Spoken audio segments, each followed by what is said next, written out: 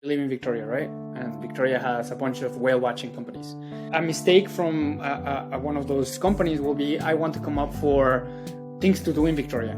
Another mistake would be if you go for tours in Victoria, there's tours for, the culinary tours, winery tours, movie theater tours, historical tours. So you're coming up, for a search of a person that's looking for tours in Victoria. Well, that's a wide array, and you might be wasting money and time on those people, right? But instead, find those audiences on YouTube, show them a video on YouTube about whale watching tours in Victoria. Like I said, things to do in Victoria, click for that. There's no clicks under a buck. You're gonna pay at least $1, $2, $3, $4, $10 for that click, while paying for a view on YouTube is gonna cost you 3, 5, 7, 10 cents.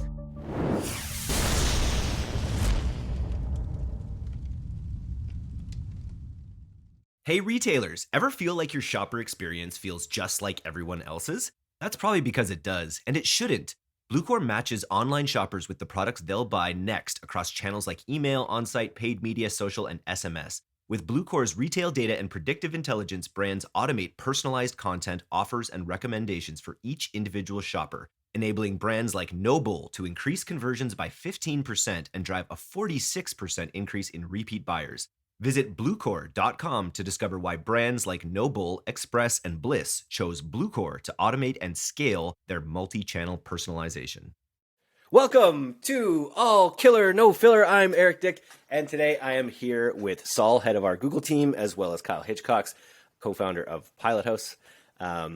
Let's just jump into, you're leading up the Google division. I've seen some crazy numbers come out of Google over Q4 last year. Is it safe to say that Google is less affected by the data fidelity issues caused by iOS 14.5 than is Facebook ads, Saul?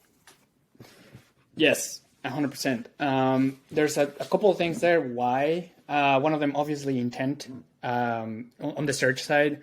And then also intent on YouTube. YouTube is, like, we've said it here a bunch of times, right? It's the second largest search engine. So there is intent there too. Targeting then is done by the people, like people are targeting themselves. There's no need to go look for them. They're self-defining, right? So that in the side of the targeting part has pretty much been a non-issue.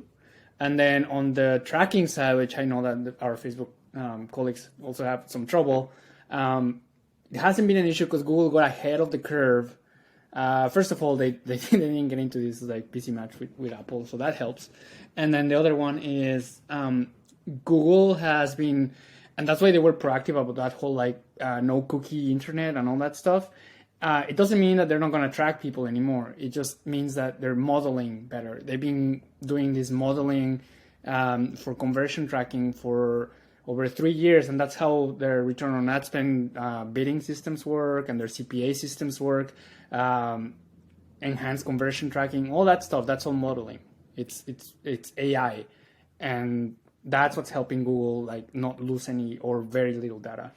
And it's all part of the same thing. It's because it's embedded in intent. You're not having to interrupt someone in a social feed and then find the perfect moment to interrupt them again kind of thing. You get them in those moments where they're looking for things with the intent already baked in. So that's going to help on their data side of things, and it's going to help in the fact, go ahead, Kyle. I was going to say, Eric, Google has a suite of products, right? So I think you're referencing search specifically. Yeah. Obviously, very high intent. YouTube, as an example, is actually comparable to YouTube in that it's just option marketing. Yep, true. Fact. Totally. Okay, well, let's dive into some of these ways. The premise of this podcast is 5 ways you can improve your Google suite, not just your search ads. So, Saul, what would you say is the first number one thing that you think people could do that maybe they're not doing out there to improve their Google Suite game? Yeah, so we just talked about it a little bit. First of all, we just talked about how Google is about intent. I think a lot of mistakes, or a lot of when people come to us, the first thing that people think that they should scale Google is by using broader keywords. And by that I mean, it's very different when you say, I'll just an example, mobile bike mechanic, right? To bike mechanic. They might be related, but they are very, very different. And if your service is to be a mobile bike mechanic, you're better off on spending money on mobile bike mechanic on the search side, and then putting money on YouTube to show people how a mobile bike mechanic is much, much better and a better option for you than going to a bike shop. It's more convenient, same price, etc., etc. You show them that on YouTube. You try to drive action on that YouTube video. So then that when a person is looking for a bike mechanic, they don't look for just a bike mechanic, because then you're competing for the same keyword as other people that maybe have the different service or will result in the same result for the person, but you're competing in that more and more competitive environment. So just get to them with YouTube. They're still in that, biker audience or looking at biking videos or how to fix your bikes, all that stuff. So then when they look for a mechanic, they just come and look for your brand name for the mobile bike mechanic. And then you don't even have to bid on the whole generic side of things. It's much cheaper because a YouTube view is cheaper than a generic bike mechanic click. And then you get them unbranded, which is also cheaper than a generic click. So you got them for $1.50, let's say, instead of $3 or $5 or $10, right? Hey, Saul, can you talk about that interaction? So are you talking about joining your search terms with your YouTube strategy? Yeah, exactly. So basically what you need to do, A little bit. When people come to us to scale on Google, usually the conception from people is, I want to scale on Google. And I'm, like I said, I'll give you another example. Here we live in Victoria, right? And Victoria has a bunch of whale watching companies. They're all whale watching tours in Victoria, right? So a mistake from one of those companies will be, I want to come up for things to do in Victoria. That's like super far away. And I will even say that another mistake would be like scaling that way is super wrong. And then the next thing I would say is if you go for tours in Victoria, that's already like one step removed, because tours in Victoria, there's tours for, the Butcher Gardens, which is a well different experience. There's tours for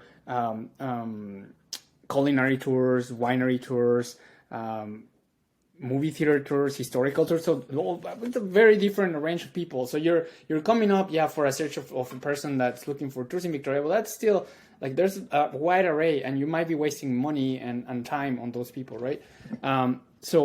And same with things to do in Victoria. But instead, if you're looking to get into those people doing that research of things to do in Victoria, they're coming to Victoria instead of, coming up for the things to do in Victoria click. What you do is you find those audiences on YouTube, travelers, etc. People that are coming to Victoria, people that have looked for plane tickets to Victoria, all that stuff, hotels, and show them a video on YouTube about whale watching tours in Victoria. Then you're not spending, like I said, things to do in Victoria. Click for that. It's still, on search. There's no clicks under $1, like no significant valuable clicks under $1. So you're gonna pay at least $1, $2, $3, $4, $10 for that click, while paying for a view on YouTube is gonna cost you 3, 5, 7, 10 cents, and a click on YouTube is gonna cost you maybe $2.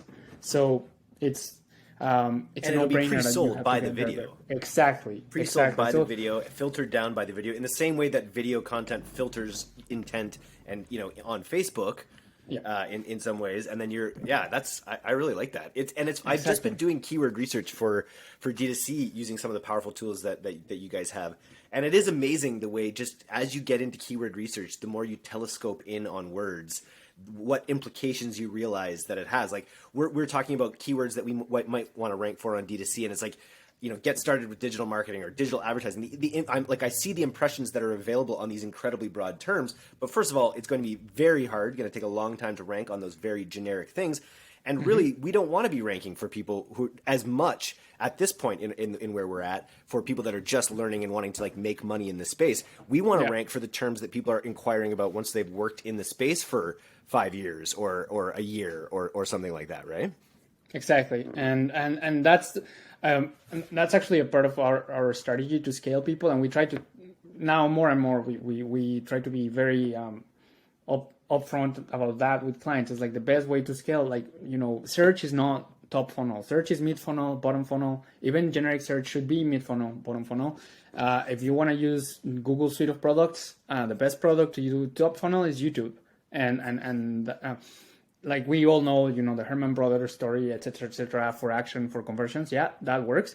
But it also works in helping you get that other brand awareness and then convert through branded terms. Like it's way cheaper to convert on a branded term, and you can see brand revenue start going up and up and up when you have a decent top of funnel YouTube campaign with a decent budget and then branded search at the same time. And not to get too far away from the Google conversation here, but even, off of TikTok, off of Facebook, we always see like 35% bounce, and they're coming back in through those Google keywords. It's not just YouTube to Google experience. You kind of have to have the whole gambit covered with, search. So I really like the way you frame that kind of middle bottom of funnel, but you have disruptive stuff on the top of funnel to really get people excited. And how do you determine how to frame the content at top of funnel? Is it a matter of looking at your keywords, looking for the ones that are so general that there's a lot of traffic in, but you need the video to kind of filter them down? How do you go about finding what you want to aim that YouTube content towards? It's also keyword based. Like a lot of the initial keyword research we do on most of our accounts, it's not only done for search. It's also done for YouTube audiences and display audiences and similar audiences to those. You can also create, it's called custom intent audiences, which are a combination of keywords and websites, for example, competitor websites, that kind of thing, or related websites. So you can actually create those audiences to target your YouTube videos too. So if you're let's say a whale watching company, then you can go to, you can create a custom intent audience for Victoria hotels. That's only for the last 30 days, let's say. Yeah. So that you're seeing people that have come to those websites for Victoria hotels in the last 30 days, and then you just show them those videos. Or if let's say I had some experience with this whale watching thing. So the other thing is cruise companies. When we used to have cruises, if you find out which cruise companies are docking in Victoria over the cruise season, then you just have to target people in that are coming in those cruises to Victoria during that season with the YouTube videos about whale watching. So they actually need something to do in Victoria while they stop by. So that's another one. And in terms of like, I know we've always had YouTube as part of our top of funnel strategy, but I bet over Q4 we spent more on YouTube than we'd previously spent, I would imagine. It says, you say it'll pay off. How did it pay off in the accounts that we ran this strategy on? I have some concrete numbers actually. Our breakdown right now is about 70% search, about 19% spent on YouTube of all of our accounts. And that has been increasing, right? Like let's say 3 years ago, it was about 85% or 95% search, and it's not that search spend has gone down, but search spend has gone up at the same time that YouTube spend has gone up quicker. And I think that we broke records on all of our e-commerce clients for Q4. And I love that percentage. I love that idea of percentage. Is that 19-20%? Is that where you see it sitting, or do you see it even being more of the suite by the end of the year? We actually have a goal for 2022 that we want to be at least at 23% spend on YouTube, and the like moonshot will be 25 to 30%.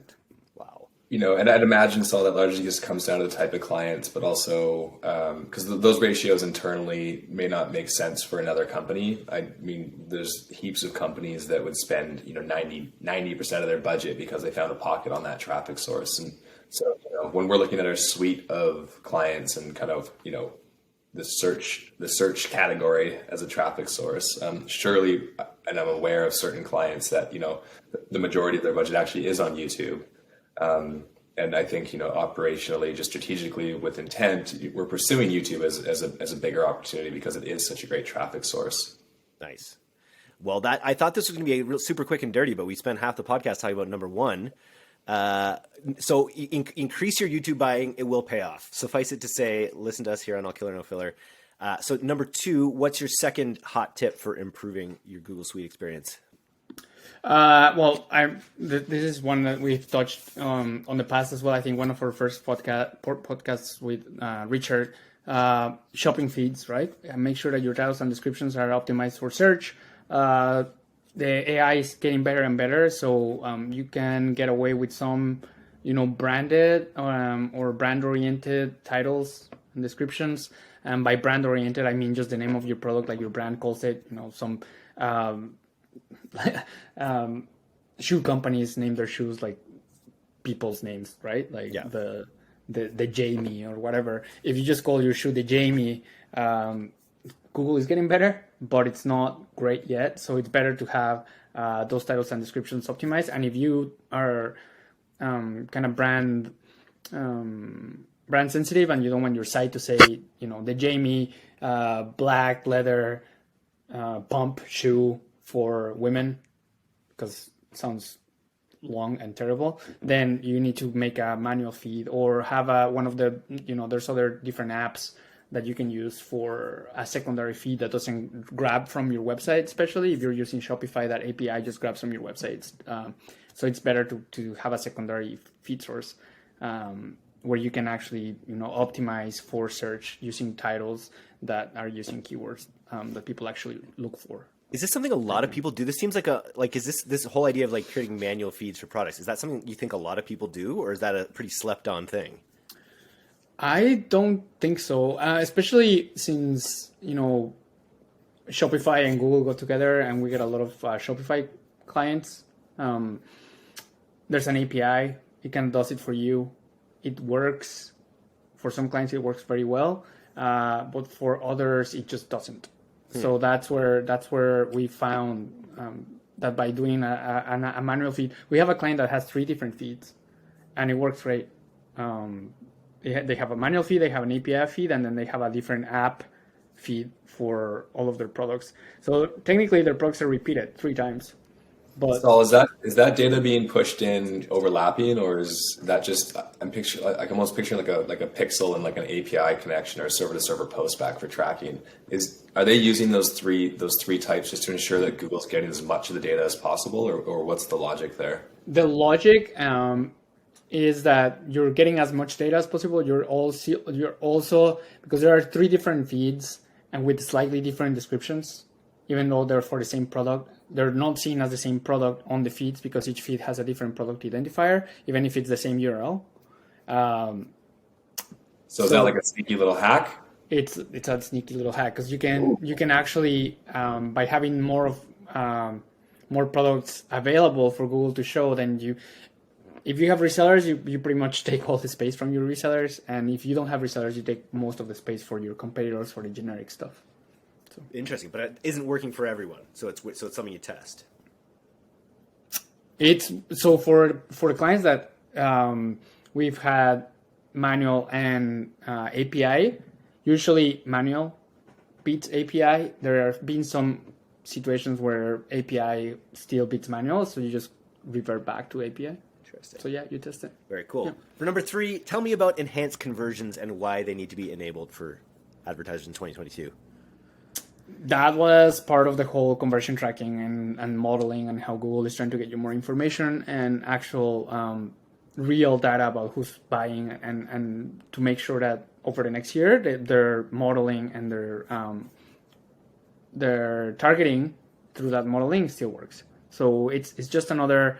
It's a little bit of JavaScript that you still add to your checkout, and it just grabs people's first-party data. So it's email, name, that kind of thing gets hashed, gets sent back to the system, and then you actually match the purchase to the person. That's pretty good. Yeah. So first-party data, like what we know and what on our conversations with Google, is first-party data for next year is super important. So email lists. Which is the next point. Make sure that your email lists are in there. Make sure that you have enhanced conversions if you're eligible for it. So make sure that all of that's set up so that over the next year, while Google moves more and more away from cookie tracking, you're on track to keep data and the targeting through that data consistent. You're catching right up here. You just covered number 3 and 4 of the best ways to improve your Google Suite experience. Tell us about the final one that you have on the list here. Well, we just talked about that, I think, while I was rambling at the beginning there, just use your spend on third and fourth degree remove keywords on YouTube and discovery. Like I said, don't go for things to do in Victoria, or don't go for, if you're a baby clothes company that specializes on high-end cotton, organic cotton, fashionable baby clothes, don't put your money on baby clothes. Put your money on organic cotton baby clothes, or high-end, or, designer high-end cotton baby clothes, that kind of thing. Don't go spending money on baby clothes, such a broad term, and such a different array of prices and what people want from them, right? Like it's just so different. And if you're just gonna be competing, if you're a high-end baby clothes company where babe is $50 or something like that, you can't compete with a Walmart type place where you can buy 10 for $2. But if you create amazing video content, you're going to. But if you create amazing video content, you get in the head of those people that can actually afford to pay $50 for a baby bit. Exactly. Before they go looking. Amazing. Well, or you make them want it. I think it definitely pays to reiterate that point, so I'm glad we covered it twice, including your ramble. This has been awesome. Thanks for coming on the All Killer No Filler show today. Any exciting words to leave us with there, Hitchcocks? No, nothing too exciting.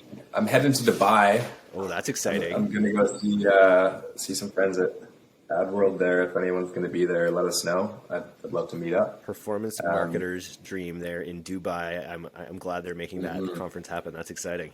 It's a good one. If anyone's listening, sending a team there maybe. So hope to see you there. Wear your mask.